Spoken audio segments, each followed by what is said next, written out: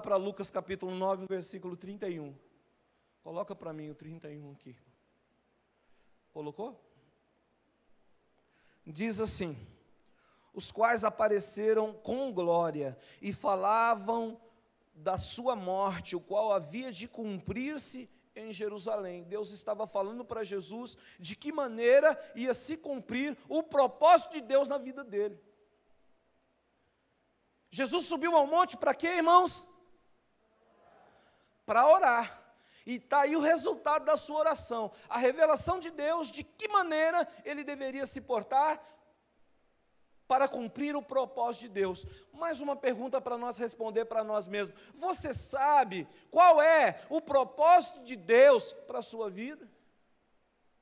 Se você não sabe, só tem um jeito de você saber, meu irmão, é através da oração. Não tem outro jeito, não tem pastor, não tem revelação, não tem profeta, não tem nada disso. Tem a oração no Senhor Jesus que nos traz a revelação. Sem oração, sem revelação. Jesus não foi procurar o profeta nem a profetisa. Jesus não chegou dizendo: onde tem aí um cabra bom, pezinho de canela de fogo, sapatinho de fogo, para que eu possa perguntar. Não, Jesus não fez isso. Ele foi para o monte orar. Ele foi para o monte orar e buscar de Deus a revelação de como é que ele deveria se portar. A partir daí, ele não tem dúvida e também não tem medo. Ele desce correndo o monte, com muita ansiedade de entrar para dentro de Jerusalém e cumprir o propósito dele, que era ser coroado, não com uma coroa de glória e nem de ouro, mas com uma coroa de espinho. De não se assentar num trono de glória entre os homens, mas de ser pregado na cruz. Ele sabia o que ele ia passar. O que eu quero dizer é que se eu e você estiver e ficar numa espiritualidade confortável, achando que, puxa, eu estou confortável porque Deus é na minha vida, azar de quem não tem Deus na sua, né? Porque se Deus é na minha vida, feliz seja eu, glorificado seja eu, exaltado seja eu, enaltecido seja eu. Se nós entrarmos por esse caminho, a nossa espiritualidade ela é falsa e ela vai nos afastar dos propósitos de Deus. Mas se eu buscar o reino de Deus, se eu buscar a justiça do Senhor, todas as demais coisas nos serão acrescentadas. Você tem o direito de viver e de comer o melhor desta terra. Jesus disse: eu vim para que você tenha vida e tenha uma vida abundante. Mas nós precisamos entender que há um propósito de Deus. E o propósito de Deus é que nós possamos refletir, não só sentir, mas refletir a glória do Senhor. Não só receber o dom, mas usar o dom em prol do outro. Não somente receber o conhecimento, mas levar o conhecimento para quem não tem nenhum. Não somente atribuir e receber poder, mas ter o poder para um fim. O próximo, o outro. Eles resolveram discutir. E discutiram muitas vezes. Me lembro de uma passagem bíblica que eles passam e começam a discutir: eu sou maior, você é o maior, eu sou maior, você é o maior. Jesus, sabendo do que eles estavam falando, disse: o que é que está acontecendo aí? E alguém se prontifica, toma a frente: Senhor, será que dá para colocar um à direita, outro da esquerda, um dos meus filhos, um do lado, outro do outro? O Senhor falou: não cabe a mim fazer isso não, mulher. Em outras palavras, você não sabe nem o que é que você está falando. Você não sabe nem o que é que você está falando. Não, porque eu quero ser, eu tenho meu filho ali, eu tenho outro. E todos eles se achavam extremamente espirituais. Extremamente espiritual. Nosso irmão Pedro chegou ao ponto de dizer: de maneira nenhuma eu te negarei, Senhor, de maneira nenhuma eu te negarei, estou disposto e pronto. Não está só disposto, estou disposto e pronto, até morrer por sua causa, até morrer por conta de você, por conta do Senhor. E Jesus disse: olha, Pedro, deixa eu te falar uma coisinha para você. Hoje ainda, hoje, não é amanhã não, é hoje ainda, antes que o galo cante, você vai me negar 3 vezes. Ainda hoje. Estava longe. Pastor, mas se Pedro, se João, se Tiago eram assim, o que vai ser de nós? Só a graça. Somente a graça de Deus é que nos fortalece. Jesus disse para Paulo: a minha graça te basta. Não havia se cumprido, Jesus não tinha morrido na cruz do Calvário, as coisas ainda não estavam completas, ainda muita coisa haveria de vir, mas hoje não, hoje está pronto. Ele falou naquela cruz: está consumado, está pronto. Hoje a graça de Deus está sobre você, é só você querer, é só eu querer, é só nós queremos, é só a gente falar: Pai, em nome de Jesus, ajuda, porque está faltando em mim força, está faltando em mim graça, está faltando em mim unção, está faltando em mim autoridade. O Senhor Deus vai dar isso para a gente. Mas quando Ele dá isso para nós, não é para ficar em nós, é para falar para o outro. É para pregar o Evangelho, é para anunciar a palavra de Deus, é para ministrar a cura. Semana passada, eu já estou finalizando, eu estava assistindo um programa na televisão, não sei que canal que era, está mudando o canal, passou por um canal lá, eu acho que é, não sei que canal que é, não. E estava falando sobre, eu acho que era na Record, estava falando sobre aquele médium chamado João de Deus. Quem já ouviu falar? Um médium espírita chamado João de Deus, que ele incorpora o Dr. Fritz e faz cirurgia nas pessoas. Eu comecei a ver aquilo, foi me embrulhando o estômago, mas ao mesmo tempo fui ficando envergonhado. Eu fui ficando envergonhado e vou explicar por quê. Uma cidadezinha lá onde Judas perdeu as botas. Um vilarejo praticamente, que vive em função, inclusive, dessa instituição que lá existe. Vem gente dos Estados Unidos e do Brasil inteirinho para ir lá e receber a cura do médium João de Deus, através do demônio que tem o nome de Dr. Fritz. Eu fiquei com vergonha, sabe por quê? Porque eu sirvo o Senhor dos senhores, eu sirvo um Deus que é Rei de reis. Eu fiquei com vergonha, sabe por quê? Eu moro só a 100 quilômetros de São Paulo. Eu fico com vergonha porque deveria estar cheio de gente aqui querendo receber a cura, porque nós não vamos colocar um outdoor e dizer Jesus Cristo ali na Avenida São Francisco, 45. Mas nós vamos trazer o povo quando Deus cura. E se Deus não cura é porque eu tenho que orar mais. Eu tenho que orar mais, mas será que é só eu? Porque talvez eu seja o motorista daquele ônibus, mas tem que ter alguém para pegar as crianças.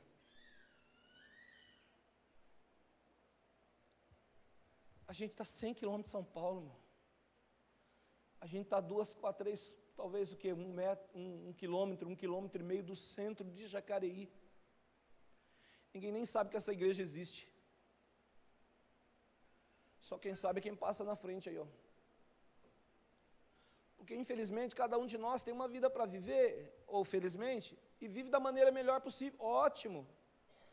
Só que nós não podemos viver só para a gente. Nós temos que pregar o Evangelho. Quer ver uma coisa? Quem dos que estão aqui que ainda não aceitou Jesus Cristo como teu Senhor, levante a mão. Temos alguém que ainda não aceitou Jesus Cristo como seu Senhor? Temos alguém? Não temos ninguém. Sabe por que nós não temos ninguém? Porque todo mundo que está aqui é crente. Todos nós somos evangélicos. Todos nós estamos debaixo da graça do nosso Deus. Todos nós estamos fartos, bem alimentados, estamos gordos, estamos fortes, porque Deus tem feito esta graça para nós. Você tem sua casa, você tem o seu carro. Pastor, foi com o suor do meu rosto e com o fruto do meu trabalho, mas se a bênção de Deus não estivesse lá, nada disso adiantaria. Você tem, eu tenho, nós vivemos, estamos bem, porque Deus é na nossa vida. E eu não posso pegar a espiritualidade que eu disse e que eu digo ter e sufocar o amor de Deus, a graça de Deus, a provisão do Senhor. É interessante porque no versículo 43,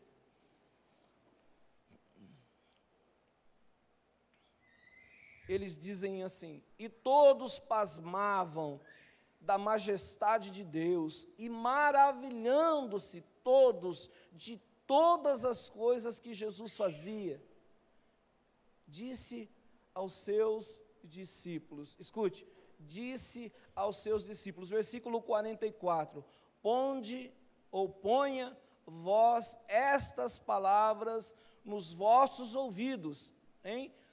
44, eu vou trocar aqui só para ficar mais fácil de entender, põe estas palavras nos vossos ouvidos, porque o Filho do Homem será entregue nas mãos dos homens. Verso 45, parte A. Mas eles não entendiam estas palavras. Jesus está dizendo para aquele povo que acabara de receber e de ver o sinal de Deus na cura do menino. Eles ficaram maravilhados, porque o menino estava desde criança sofrendo, jogando no fogo, na água, se batendo, tendo ataques em cima de ataques. E agora, um menino que deu como estava morto, que ele caiu estatefado no chão, espalhado no chão, Jesus toma ele para a mão, levanta e o menino está saudável. Amém, irmãos? Quem está entendendo? O menino está saudável. E eles ficam maravilhados. Eles ficam totalmente felizes. Mas aí Jesus diz assim: agora uma coisa que eu quero falar para vocês, ponha isso nos seus ouvidos e no seu coração consequentemente, né? Enfie isso dentro dos seus ouvidos. O Filho do Homem vai ser entregue na mão dos homens. Ele está dizendo: eu vou ser crucificado, eu vou morrer na cruz do Calvário, eu vou ressuscitar o terceiro dia, mas eu vou para o céu. Ele está querendo dizer: escute, o plano de Deus tem que se cumprir. Na verdade, o reino de Deus não está estabelecido pelos seus milagres, e nem é os seus milagres. O reino de Deus é justiça, paz e alegria. O reino de Deus é convencimento de juízo, é convencimento da justiça e do juízo. O reino de Deus não é milagre, os milagres são os sinais que acompanham aqueles que crerem para que o reino de Deus seja estabelecido. Então, os sinais é só uma maneira que Deus encontrou de fazer as pessoas acreditar que existe um céu, que existe um reino de Deus e que existe um paraíso. Um milagre não é sinônimo de Deus. Um milagre não é a prioridade. A prioridade é o Deus do milagre. A bênção não é a prioridade é o Deus da bênção.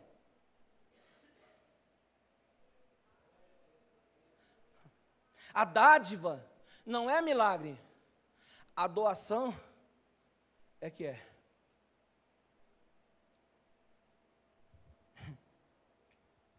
Meu Deus.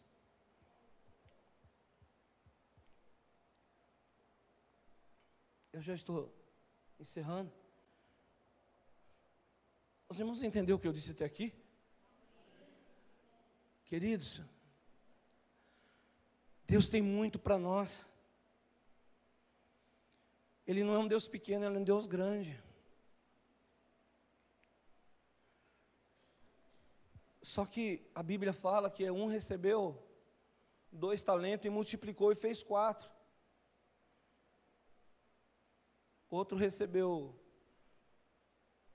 2 e fez 5, eu não me lembro agora, mas outro recebeu 3 e fez 10, eu não sei. Mas o que recebeu mais, multiplicou, e o que recebeu menos, enterrou na areia e disse: olha, vou guardar porque...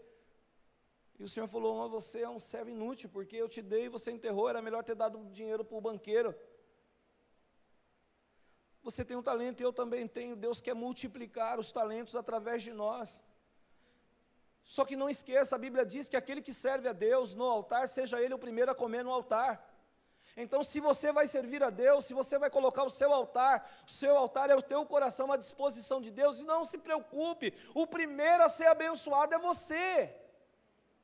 A primeira providência é você, o primeiro a gozar dos benefícios de Deus é você. Deus não é injusto. A quem foi dado, mas será cobrado. Mas ao que recebeu pouco, até o pouco pode ser tirado. Por quê? Porque não multiplicou. Sabe, eu não estou falando aqui de ativismo dentro da igreja. Eu não estou falando aqui de você deixar de trabalhar para você pregar o evangelho. Eu não estou falando aqui de você deixar de trabalhar para vir na igreja. Eu não estou falando de ativismo, não. Eu estou falando daquilo que se propõe, daquilo que se defende. Sabe, nós temos aqui na igreja 3 cultos importantes de estudo. Um na segunda, na quinta, no sábado. Na segunda tem 4 pessoas, às vezes 5. Na quinta tem 10, às vezes 12. E no sábado tem os jovens e os pré-adolescentes que nunca vêm. Quando vem 2, 3 no máximo. A escola dominical na igreja do Senhor não funciona mais, porque as pessoas não se interessam. Mas como é que pode ensinar se não aprendeu? Como é que pode dar se não recebeu? Então é isso que a palavra está falando conosco nesta noite. Nós temos nos alimentado muito das coisas da terra, temos perdido o apetite das coisas que são do céu. Não deixa isso acontecer não, irmão. Pregue a palavra do Senhor a tempo e a fora de tempo. É dessa maneira que nós vamos agradar a Deus, é dessa maneira que nós vamos adorar o Senhor. Eu sei que essa mensagem não enche igreja, me perdoe se você ficou chateado com alguma coisa que disse, mas eu preciso falar a verdade. Nós estamos acomodados, nós estamos arregalados, a bênção do Senhor chegou, sabe? O Senhor tem providenciado emprego, o Senhor tem providenciado família abençoada, casa abençoada, carro abençoado, salário abençoado, as pessoas estão abençoadas. Lá atrás, na antiguidade, muitas vezes tinha que vir a perseguição para que as pessoas pregassem o evangelho. Deus que nos livre disso. Deus que nos livre de passar o que as pessoas estão passando fora do país, na África e em outros países. Igrejas inteiras sendo queimadas, pessoas que estão sendo mortas por pregar o evangelho. No Brasil não tem isso. Você pode pregar o evangelho a qualquer hora, a tempo e a fora de tempo, em qualquer lugar. Você pode falar de Jesus em qualquer lugar, a tua vida fala de Jesus. Às vezes a gente fala até sem palavra. Eu queria deixar essa palavra ao coração dos irmãos. Hoje eu estive lá no enterro, no funeral da nossa irmã pastora Silene. E eu olhei para ela ali e pensei, e agora? O que deu para fazer, graças a Deus, ela fez. E o que ainda falta fazer, ela não vai poder fazer mais. Eu tenho que fazer. Eu tenho que fazer. Você tem que fazer. Porque chega uma hora que a gente não vai poder fazer mais. Chega uma hora que não dá mais. É simplesmente acabou. Eu paro por aqui, que eu creio ser essa a mensagem que eu tinha para trazer. A palavra do Senhor fala em 2 Crônicas, capítulo 7, verso 14. Se o meu povo, que se chama pelo meu nome, se humilhar, orar, se humilhar e orar, se converter dos seus maus caminhos, eu ouvirei do céu, perdoarei os seus pecados, curarei a sua enfermidade, sararei a sua terra. Deus tem prazer de curar as nossas enfermidades e de sarar a nossa terra. Quando Ele fala sarar a nossa terra, Ele está falando, sabe do quê? De dar para a gente a prosperidade tão desejada por tantos, de trazer o provento, a providência material que tantos precisam e que tantos desejam. Mas Ele diz, precisa orar, precisa se humilhar, precisa se converter. Converter nem sempre é converter do pecado, às vezes é converter da religiosidade, é converter do mecanismo religioso, da espiritualidade enganada ou enganadora. Se converter, se voltar mesmo para Deus e para as coisas do Senhor. Você lembra quando você aceitou a Jesus como teu Senhor? Você queria pregar o Evangelho toda hora, não queria? Por que mudou? Amadurecemos? Talvez sim, talvez não. O que é que mudou? Que o Senhor possa nos levar de volta à prática do primeiro amor. Que o Senhor possa nos levar de novo ao desejo de ganhar almas para o reino de Deus. Que o Senhor possa nos levar a convencer os homens do pecado, da justiça e do juízo. Amém, irmãos?